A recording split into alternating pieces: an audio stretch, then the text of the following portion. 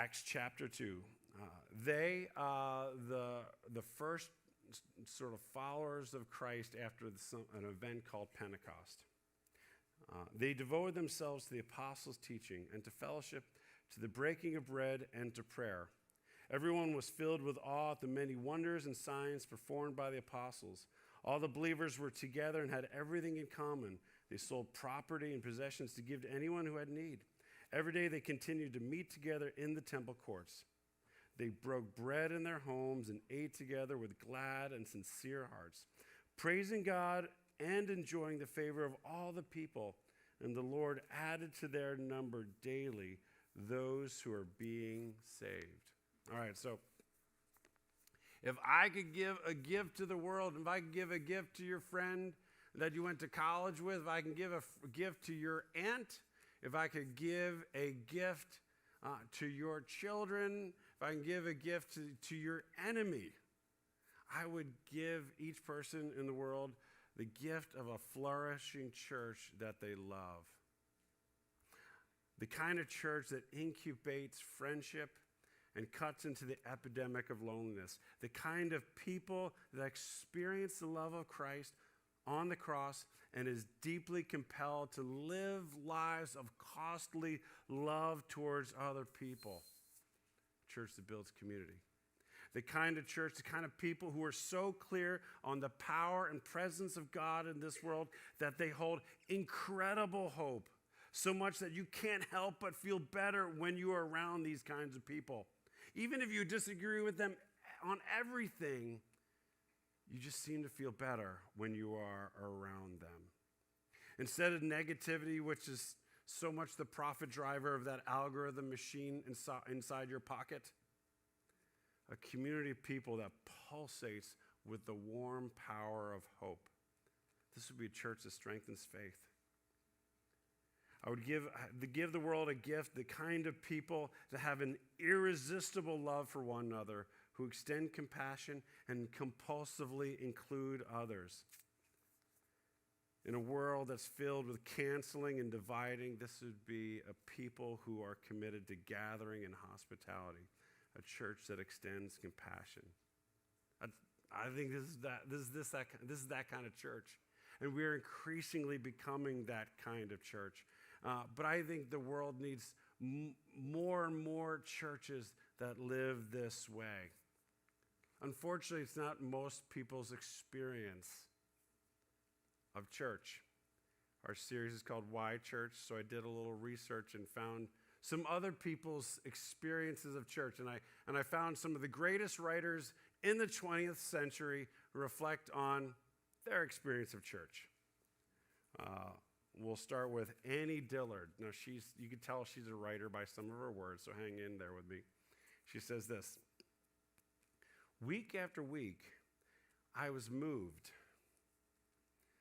by the pitiableness of the bare linoleum sacristy, which no flowers could cheer or soften, by the terrible singing I so loved, by the fatigued Bible readings, the lagging emptiness and dilution of the liturgy, the horrifying vacuity of the sermon." I hope no one's ever had to use that phrase after church. "And by the fog of dreary senselessness pervading the whole, which existed alongside and probably caused the wonder of the fact that we came, we returned, we showed up, week after week, we went through with it." Philip Yancey wrote in his book, Church, Why Bother?, about a season where he believed in God but not church. He said, "I am not alone. Far fewer people attend church on Sunday than claim to follow Christ. Some of them have stories similar to mine. They feel burned or even betrayed by a former church experience. Others simply get nothing out of church. Following Jesus is one thing. Following other Christians into a sanctuary on a Sunday morning is quite another. Why bother?" And he says this, as the poet Anne Sexton puts it, "They pounded nails into his hands. After that, everyone wore hats." I thought that was so weird I had to include it. Anyway, I remember my father My father didn't really have any church background. He just remembered being a part of the Salvation Army sometime and got to play a tuba when he was a kid. But he went into the Marines. And eventually, after my mom passed, he married a churchy woman, like the churchiest woman ever. I love Donna. And I needed her because I had come to faith and my dad didn't get it. And Donna steps in, churchy woman, bringing my, like, very unchurched dad and dragging him every single Sunday. But this is what he said. Now, he's a man who formed he formed his lifelong friendships in foxholes. And he said, I can't respect a man in a powder blue suit who offers his outstretched hand to shake my hand like a dog and invites me to fellowship. He says, that man just doesn't know what real fellowship is. And that's always struck me. C.S. Lewis may start bringing us around. He said, his perspective on church, he said, I dislike very much their hymns, which I consider to be fifth-rate poems set to sixth-rate music. But as I went on, I saw the great merit of it. I realized the hymns, which were just sixth-rate music, were sung by an old saint in elastic side boots. I don't know what they are. In elastic side boots in the opposite pew. And then you realize that you aren't fit to clean those boots. It gets you out of your solitary conceit. So these are some of the greatest writers in the 20th century, and my dad grappling with the question, why church? The one I express that I believe in, and I hold out so much hope, so much promise to shine the light of Christ into every dark corner of this world. I believe in that church. And I believe every single person should be able to experience that church. Now, as we are going through this series, we're not just asking why church. We also want to ask the question, why this church? We came back into person after the pandemic, in some ways, like we're reborn in this room, so to speak, in about 2 years ago. And we're making a transition from having a worship service to being a church. When we're going to see in the passages we talked about, when you're a church in the community, there is life flowing from your church into the community, and there's life from the community flowing into the church. And this is going to be something that we're going to have to invest in and focus in on and move from being I think, a pretty cool worship gathering to a church for our community. While we were at our little church family meeting a few weeks ago, Marc Henderson, some of you might know him in our church, he just mentioned a quote from Tim Keller. It says, if you go to start a church to make a great city, you'll probably get a great church and a great city. But if you only go into a city to start a great church, you might get neither. This is our opportunity to be a church for a great community and to build a great community and see that happen for our church as well. So, that's our series, Why Church. And what we're going to do is we're going to look at 3 cities in the New Testament and how the church functioned in those cities and as the church flourished, the community flourished, and when the community flourished, the church flourished as well. So we're starting with Jerusalem. You read the passage, but you don't know the background, or you might have forgotten the background. And this is, they devoted themselves to apostles' teachings, the fellowship, the breaking bread, prayer, all these amazing things. What I want to explain to you is what happened before that might have been the weirdest thing that has ever happened in the history of the world. Now, I know that many of you watch TikTok, and so you might be like, no, you don't realize. I watch TikTok. I know much weirder things. All right, but let me see if I can explain what happened this day. Now, it had been 50 days after the Passover. It had been 50 days after Jesus was crucified, and a few days later rose from the dead.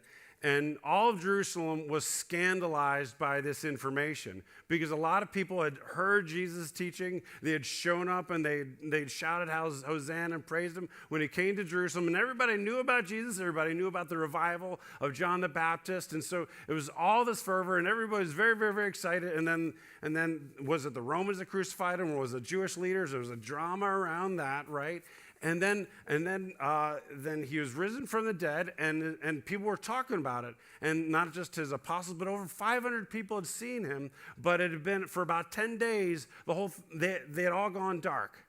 No sightings of Jesus, and even the disciples were kind of like hiding. And so, but it's the Pentecost feast. And so with the Pentecost feast, the Jews from all around the world, they're scattered around the world, they all show up in Jerusalem. And so Jerusalem is packed, and there's also all this gossip and all this Jesus, who is he? What is this? Is he really risen from the dead? And people are like, I saw him, right? And then next thing you know, there's this unbelievable noise, and there's this wind that just starts blowing. But it's not like kind of blowing from the north. It's not blowing from the south. It's blowing from a house. There's this house that's just having this wind come out of it. And sure enough, the original disciples and many others who were there, is known as the upper room. They were hanging out. And it's in the Bible, so you're going to have to read this for yourself. Tongues of fire fall down, and they kind of sit on top of their head. I can't picture that. The best I can do is like the Rolling Stones logo on fire, sitting on top of their head.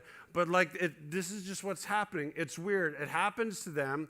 And then next thing you know, these guys with singed hair all run out into the streets, and they start proclaiming the good news of Jesus to everybody, which wouldn't seem that weird, except they're doing it in languages that they don't even know. It's like they've got like Google Translate installed into their brain, and they're thinking one thing, but it's coming out as a different language.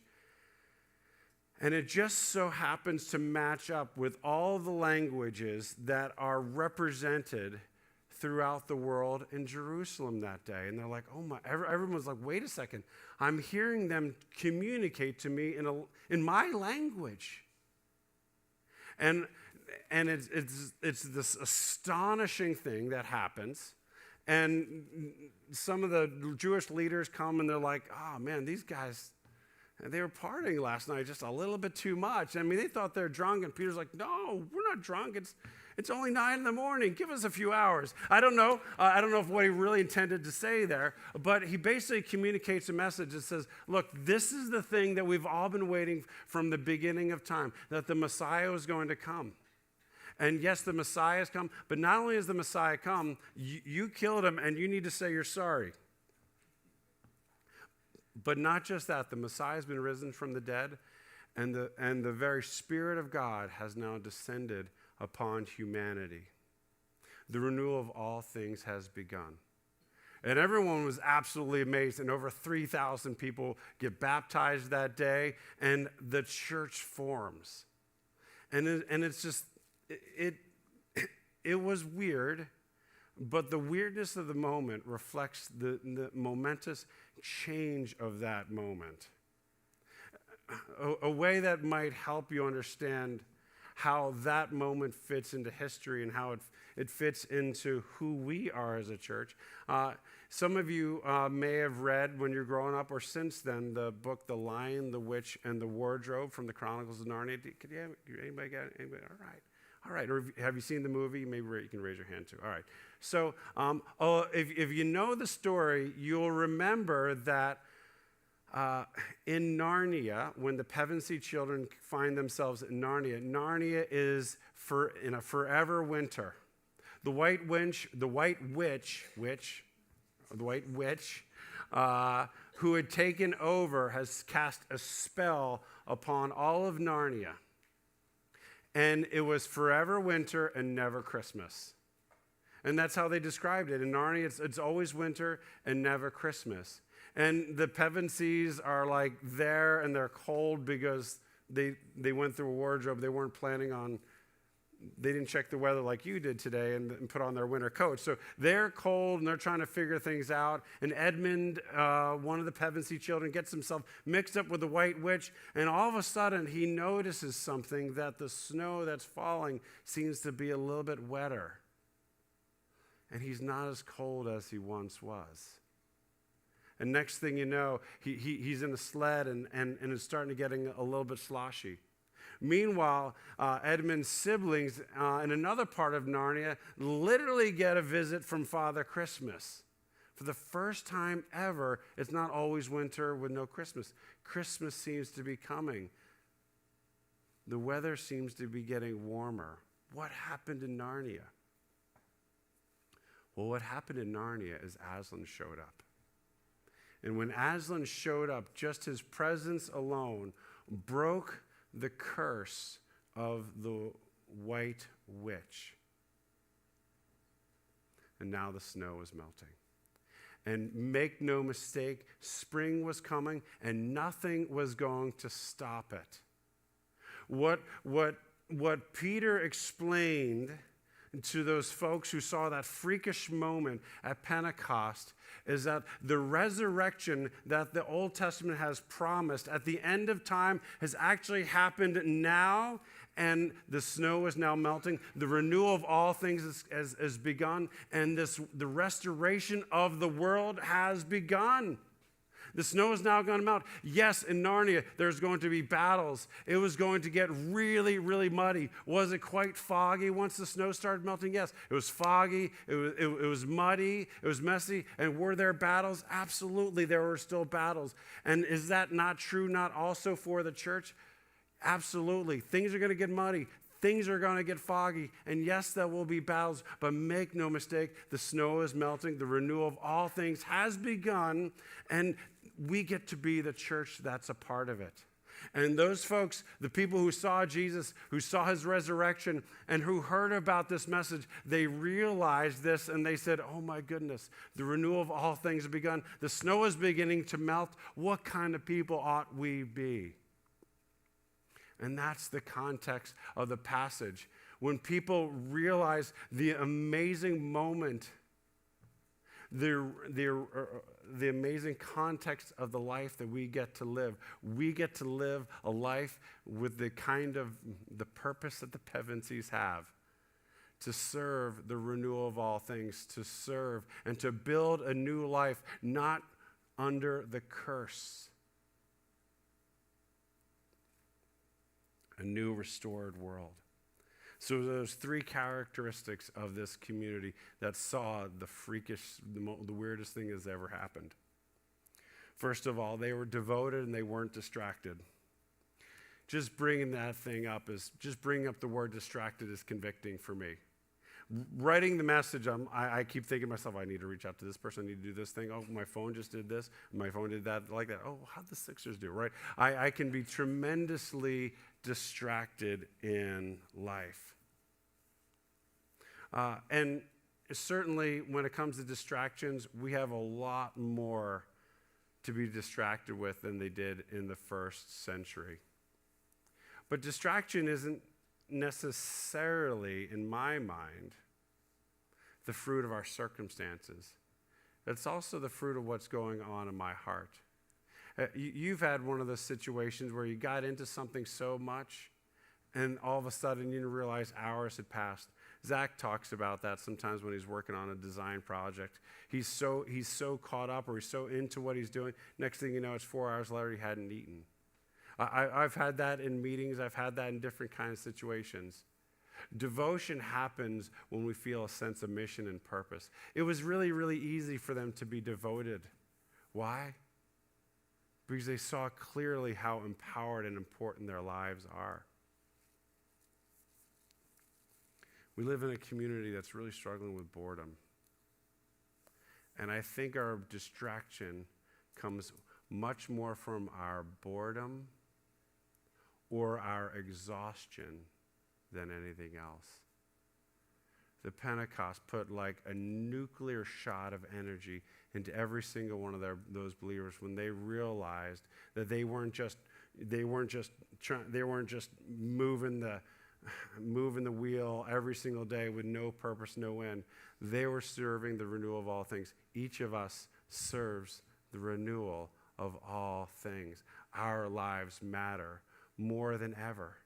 Every single one of us has been sent to our relationships. We've been sent to our community. We've been sent to our schools. We've been sent to our workplace. We've been sent into our families. And we get to bear this unbelievable truth. And so what were they devoted to? They're devoted to the apostles' teaching. In every church, churches need to stay committed to the scriptures, right? And there are churches that don't necessarily trust the scriptures.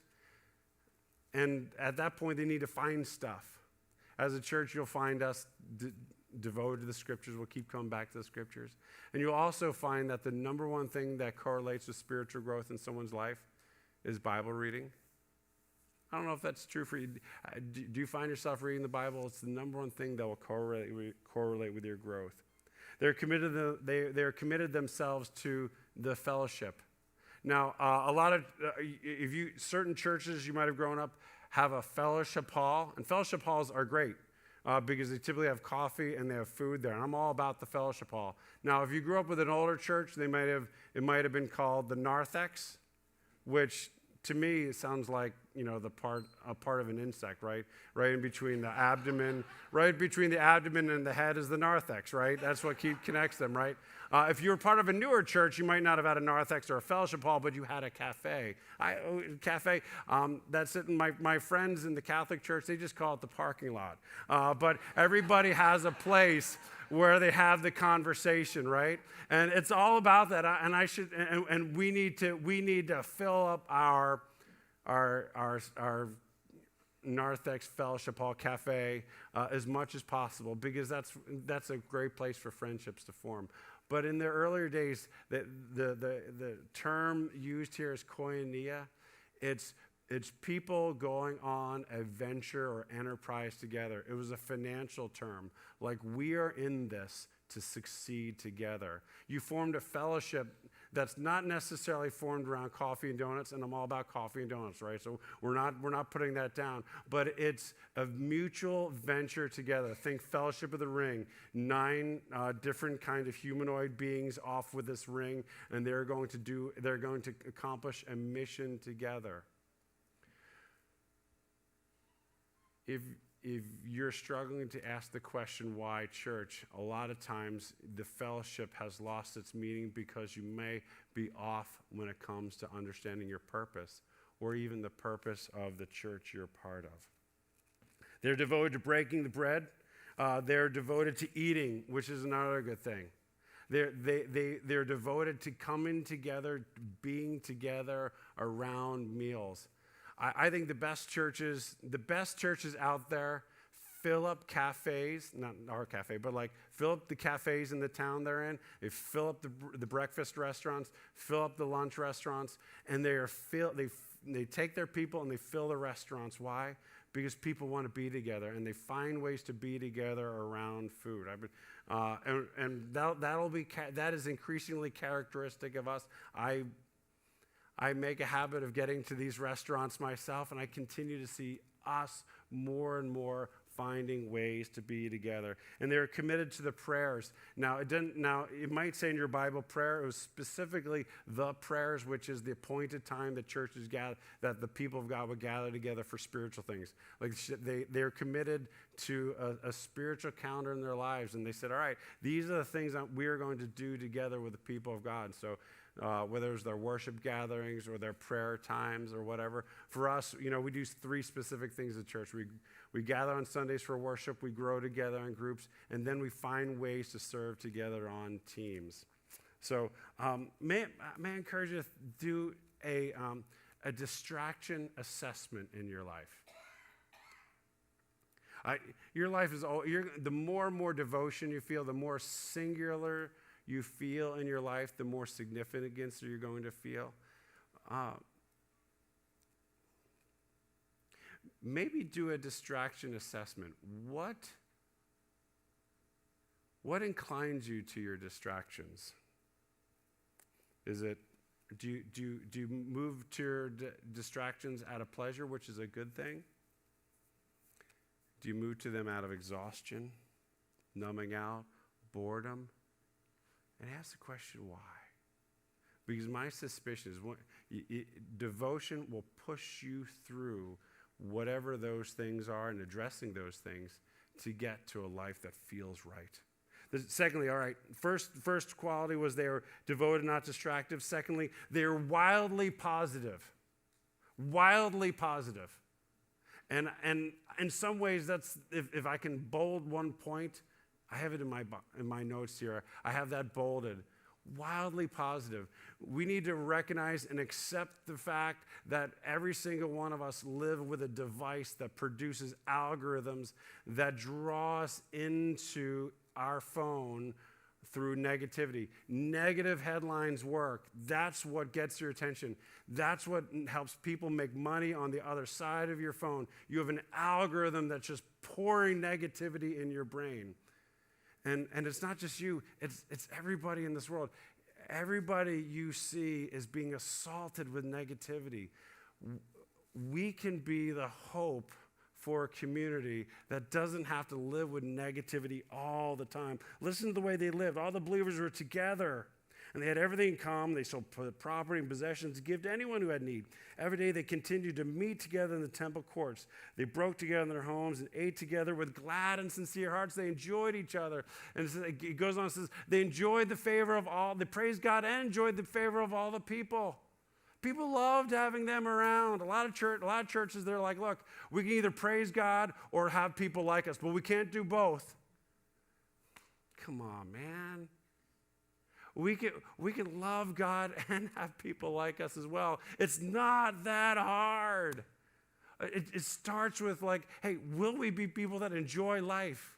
Can we be the kind of people that enjoy one another? Can we find that, like, look, there's a God who's renewing all things. The snow is melting. We have so much to be grateful for. Life can be so good. The church ought to be wildly positive. We can be wildly positive. Why? The Messiah has come. The resurrection has happened. We're going to heaven. This world is going to be made right. Heaven and earth will be renewed. Things will be restored. All those things that have broken our hearts, the sad things, will become untrue. We can be wildly positive. We should be wildly positive. And why aren't we wildly positive might be the real question that you need to ask yourself. Or maybe don't ask yourself that, because maybe that's the thing that's keeping you from being wildly positive, because you're constantly trying to fix this thing. We can be wildly positive.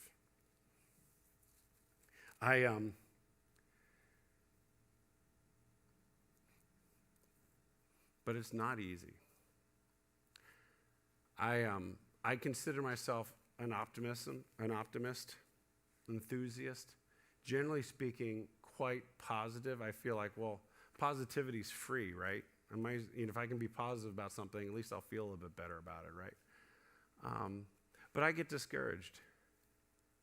I attach myself to think like, I'll think like, okay, what is, what do these things make me look like to other people? Or what do people think of me? Or I'll get caught up in all sorts of things and I'll get discouraged. And we have a world of people who are tremendously discouraged. One of the things I realize is that when I allow myself to be discouraged, I bring that wherever I go. And then next thing you know, I am a part of the problem. The way I manage my heart shapes other people. And I have to take responsibility for it. And if you've been around me long enough, you know when Marc's kind of tight, You know that. You felt that. One of the things I've learned to do, and I tend to do this in November, is I write down things I'm grateful for. And this is a scientifically proven thing. If you write 3 specific, unique things that you're grateful for every single day, it'll change the way you think. It'll change your brain. Now, they need to be 3 unique things each day. And I find myself, I have to do that. Why? Because the truth of scriptures tell me I should be wildly positive about this world. The early believers were wildly positive. Yes, were people dying? Yes, people died a lot earlier than we do. Did they grieve? Absolutely they grieved. Did they have losses? Yes, they have losses. Did they have a government that they were frustrated about? Absolutely they did. But because of the compelling reality of what they had experienced in Jesus, they were able to stay positive. We're the ones who know the snow is melting. We know the reason for the mud all around us. We can be the ones to bring positivity and hope. Don't underestimate God's call on your life to bring encouragement to the people around you, to point people to hope, and to point people to God's work in this world. And finally, I think this might be the most significant thing that enabled that community in Jerusalem to get contagious and catch such a fire that extended itself all the way here to Westchester 2,000 years later, is that their love was irresistible. It said, praising God, enjoying the favor of all the people, the Lord added to their number daily those who were being saved. They just loved being together. They just loved each other. And they're devoted to the apostles' teaching, and the thing that the apostles were taught by Jesus more than anything else is this very specific command. Jesus said, a new command I give you, love one another as I have loved you. And this is how the world's going to know that you are my followers, by the way you love each other.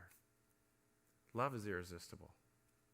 All of us long for love, and we are designed to express love. If we're not expressing love, things aren't going to feel right. Things aren't going to work right in our lives.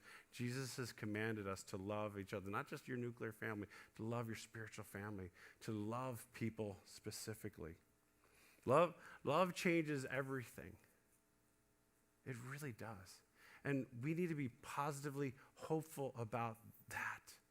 And I can give a couple of different ways of explaining it. The classic one I can tell you about when I was a young father, right? Before I was a dad, right before I was a dad, I was too lazy to actually get up and go to bed some nights, right? And then next thing you know, months later, I am the guy with a little miniature turkey baster squeezing it to get snot out of my infant's nose in the middle of the night, right? And maybe that's some of you here. And some of you, that might have been your experience. It might not have been your experience. And that's one way of looking at love. But you know what's made me think about love more recently? Is all you dog people. You know who you are. You know who you are. I see you dog people. I don't have a dog. I love dogs, but I don't own one. And this might be the very reason I don't own one, because I see what you do. You walk your dog, and you've got your leash, and you got your little contraption on the leash, right? And the dog either stops in my yard or that little square of dirt in the burrow, right? And then the dog, pretends like it's sitting down, but isn't altogether sitting down, right? And while the dog's kind of like half sitting down, there you are. You start pulling this like bread bag out of your little contraption, right? And then you take the bread bag, and then you're like, put your hand in the bread bag, right? You're getting your hand into the bread bag. This isn't sterile latex gloves. This is like a bread bag, or that thing you got at the grocery store, or like, I've seen you'll grab a Ziploc or whatever. You'll grab whatever anyway. So you're sticking your hand in this thing, and then your dog gets up from the seat, right? And then I've seen you do this all the time. You walk. You bend down and you pick it up. You pick it up, and and you make sure you get all of it, right? And then you sit there, you pick it up, and then you look at it. You look at the warm feces in your hand, and then you pull the bag over top of it. And I've seen you, and then next thing you know, you're like, you touch it to make sure that new dog food you got is working right. And you do this with poop. You bend over and you pick up poop. Who does that? Who does that? Why do you do that? You love your dog. You'll do these things for love. Love will make people do crazy things. Love will make people do maybe the second most weird thing in the world. But people will do these things because of love. And that's the kind of church we want to be, that loves. There's one last thing you need to know about this, is that the biggest hindrance to us loving was the fact that, well, my biggest hindrance to loving, and all of ours, is that we're just not that loving. So, and not everybody is as lovable as your dog. So that's why Jesus says, love one another as I have loved you. That early church that changed the world, they had a they saw Jesus. They experienced Jesus' love. And as we experience Jesus' love, and as we practice his love, we'll experience it more, become that loving church that this world so desperately needs. Let's pray.